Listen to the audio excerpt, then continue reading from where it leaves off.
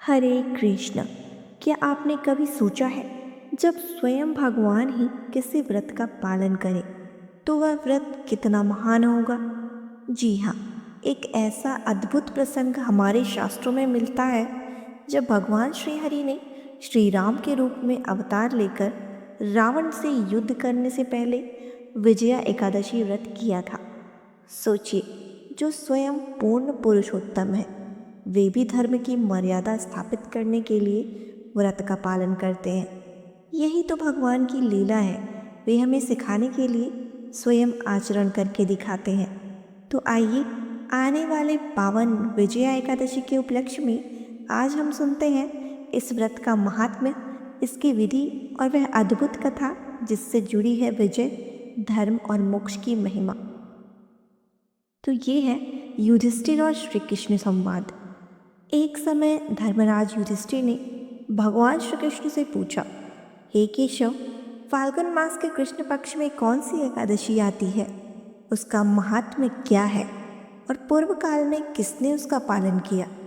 तब भगवान श्री कृष्ण ने कहा, हे राजन, फाल्गुन मास के कृष्ण पक्ष की एकादशी को विजया एकादशी कहते हैं।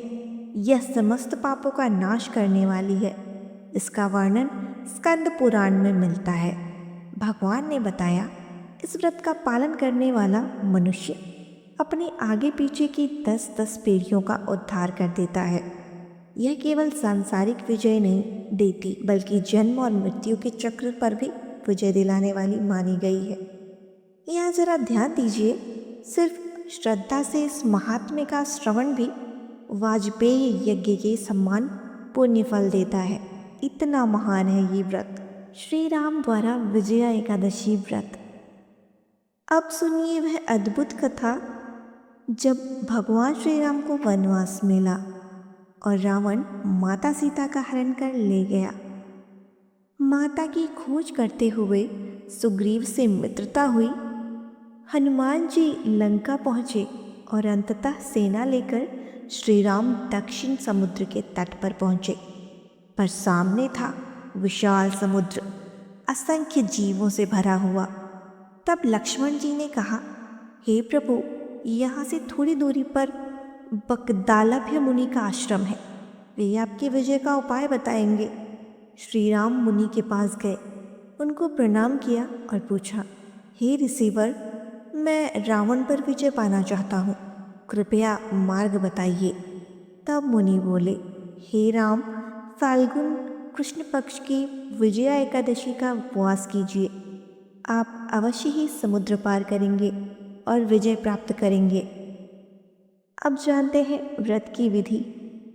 दशमी के दिन कलश स्थापना, एकादशी को स्नान, पूजन, दीप धूप नैवेद्य।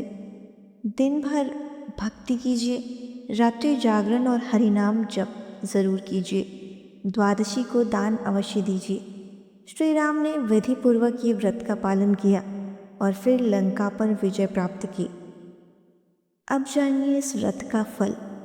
जो भी श्रद्धा से इस व्रत का पालन करता है, उसे दोनों लोकों में विजय प्राप्त होती है, और जो केवल श्रद्धा से इस कथा का श्रवण करता है, उसे भी महान पुण्य फल मिलता है। इसलिए यदि आप भी जीवन में किसी क्षेत्र में विजय पाना चाहते हैं, तो इस विजया एकादशी का व्रत अवश्य कीजिए। अगर अभी तक आप ये कथा सुन रहे हैं तो कमेंट में अवश्य लिखिए जय श्री राम और बताएं आप यह व्रत रखेंगे या नहीं।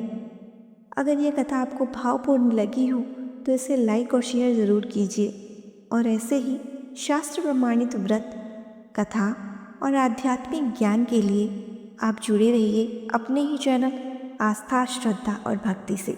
नोटिफिकेशन ऑन करना न भूलें। हरे कृष्ण।